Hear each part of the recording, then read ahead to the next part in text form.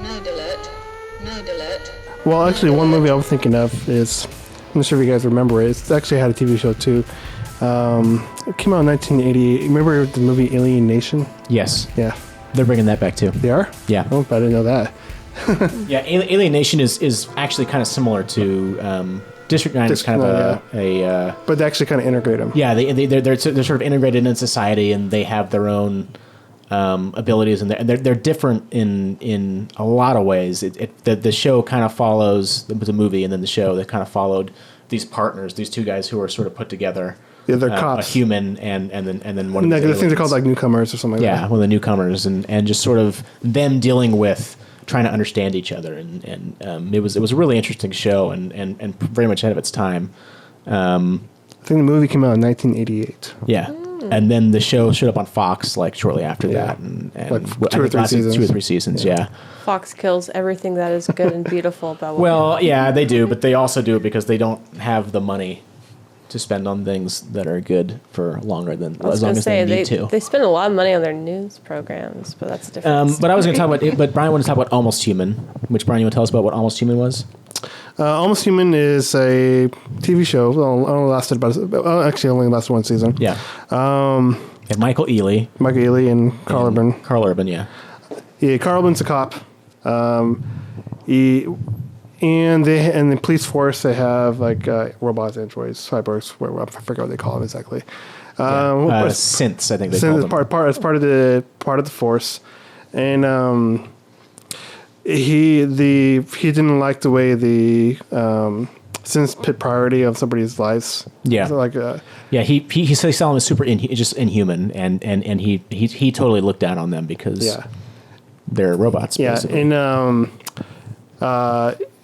he got partnered with one. It was like a prototype, and like he's like the most close to human as you could get in that world. And the whole show is about them solving crimes and kind of learning about each other. Yeah, and it was cool. It had a lot of echoes of.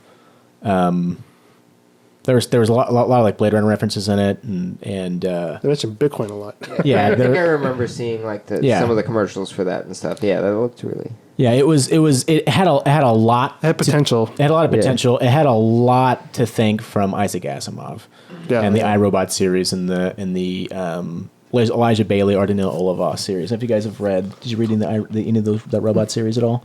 I just reread those, and the setup is essentially the same. Basically, a human is a sort of xenophobic human detective is paired with a robot to help solve a crime.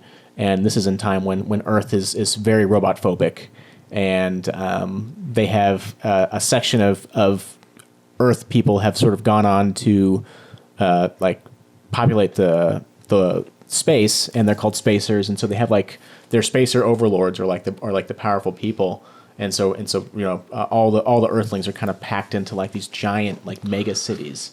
And like kind of in a sardine can, and so like there's this really xenophobic thing going on between the spacers and the Earth people, because the spacers, look down on Earth people as being unfilthy, as like being filthy and unclean, but it's only because they don't live on Earth, they don't have any of the antibodies.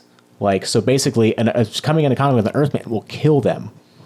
Oh, wow. Yeah, because they just don't have the immune system to be able to deal with it. Okay. And it was really interesting because you kind of watch this human character sort of become friends with this robot, even though he hates robots, and he slowly comes to see this robot as human, and he dies between the third and the fourth book, and the robot ends up sort of taking up his mantle and working to be human as much as possible, like to basically help and save humanity. Because basically robots have to abide by the three laws, and the three laws are: you can never harm a human, you can never do anything or allow anything to happen that may cause a human harm, and I forgot the third law was, but the laws are basically about protecting humans. And so the robots that were in there was Ardina Olivaw, who was the robot who worked with this detective, and then like another one that they picked up that ends up like being able to control minds. Sorry, The important stuff. my voice started cracking because I wasn't drinking any water and I was talking way too fucking much. Please help. For you. Please send help. Yes, please send help. They're my prisoners. Fuck you. We've been here for 8 days. You will not. You will piss yourself. You will not get up. Damn. Anyway, I am a tyrannical asshole. You can call me Trump. What was I talking about? Oh, the iRobot, not the iRobot series, the Asimov's robot series. And basically, the robots are trying to sort of save humanity without hurting humans, and it's like them sort of stuck between a rock and a hard place because they have to always follow the orders of a human, regardless. Like, because the humans are their masters, and so they have this sort of huge thing to overcome in order to save the world. Because if they don't, thousands and thousands and millions of people are going to die.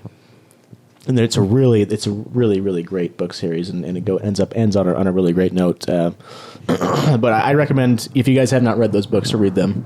Added it to my list. If you guys haven't read those books, you should read them. Pending. Like I said, I just reread all 4 of them, and the first 2 are good and fun, and the last 2 are fucking awesome.